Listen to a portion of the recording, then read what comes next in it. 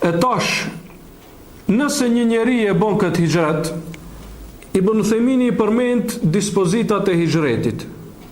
A lejohet se hijreti, çka është hijreti? Hijreti është të largohesh prej një vendi ku nuk mund ta shfaqësh fen, apo belet kufër, vendi ku mbisundon kufri dhe nuk lejohet që të shfaqet Islami haptazi, prej këtij vendi të bësh hijret te një vend ku është beled Islam, ku mbisundon Islami, ose lejohet që ta praktikojsh fen haptazi pa problem. E tash, nëse ndodhe kundërta, për shembull dikush o me një vend ku Islami o më i fortë, mirë po do të bëje hijret me një vend ku Islami o më i dobët, si për shembull prej tek ne në Perëndim, edhe pse kjo nuk është rregull pra që vlen çdo herë. Ka do vende në Perëndim ndoshta ku Islami o më mirë se te ne, Allahu alem. Thuhet se ka në për qytetet mëdha të Evropës lagje, komplet lagja, krejt musliman, krejt praktikant, krejt, thonë ka mundësi. Mirë po, shumicën e rasteve, ai që bën hijret piktu në Perëndim për shembull, ai nuk e ka atje më mirë në aspektin e fesë se sa këtu. E tash Ibn Uthejmini i përmend 3 kushte për atë i cili don ta bëje kët, për shembull don të shkojë në gurbet. I ka 3 kushte.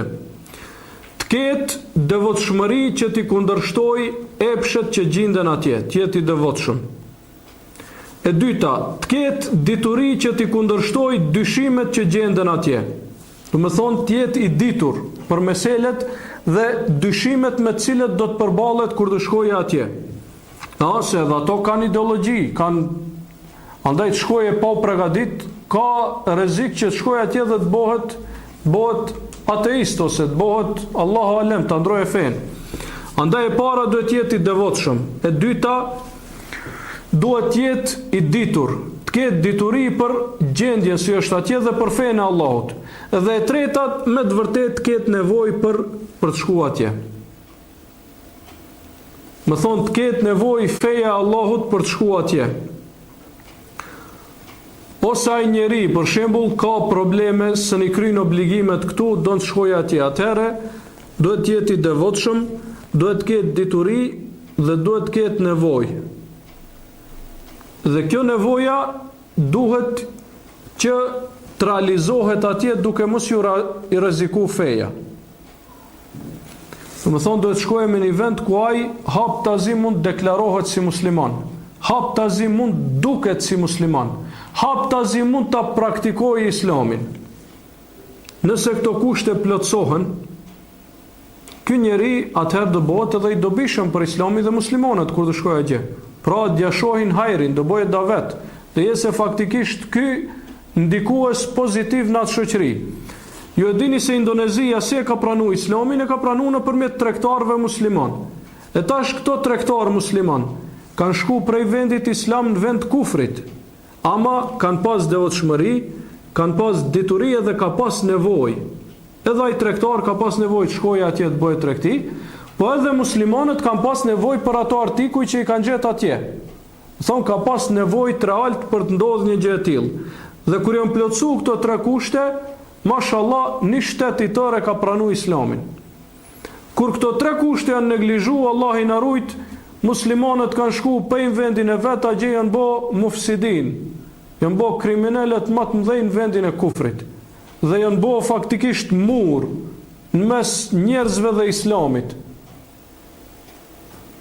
Sa herë që t'ja përmendish Islam ose musliman, ati minjeri shkon dërmend trafikant droge, trafikant prostitutash, trafikant armësh, kriminal,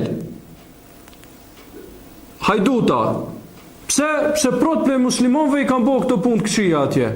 Edhe hetë se bindet e i pasaj atë se Islami është i mirë dhe se muslimanët janë të mirë.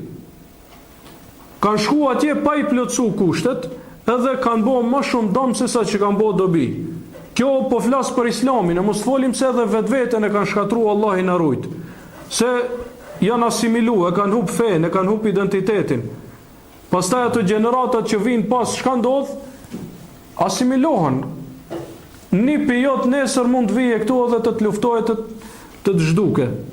nipi jot, gjaki jot, pasardhësi jot, ka shku atje asimilu, i ka hub këtë identitetin, nesër Allah i na rujt mund vije këtu edhe të shkelen fit. Pse kur nuk përputhen, më thonë, veprat me rregullat e fesë të Allahut subhanahu wa taala. Po ka hajr, elhamdulillah, unë e përmenda aspektin negativ, po ka aspekt pozitiv. Shumë për atyre që kanë shku janë musliman të mirë, që kanë dituri, që kanë devotshmëri, janë bo sebeb që feja islame tjetë, pra feja që më shumë t'i përhapet në dinja. Edhe elhamdulillah, Allahi i shtoft musliman të tillë. Musliman që janë gjahile, Allahi u zoft. Ku do qofshin, këtu atje. Dhe Allahu uaruajt identitetin, do më thonë gjithë atyre që kanë bo hijret, pa dhe neve që jemi këtu, se tash me këtë globalizimin po bo krejt dynjaja si një fshat, dhe shumë shpejt njeriu ndikohet me atë që ndodh ndoshta me 1000 kilometra larg prej tij, sepse kështu janë mjetet e komunikimit, mjetet e transportit janë zhvilluar aq shumë sa që kjo ndodh.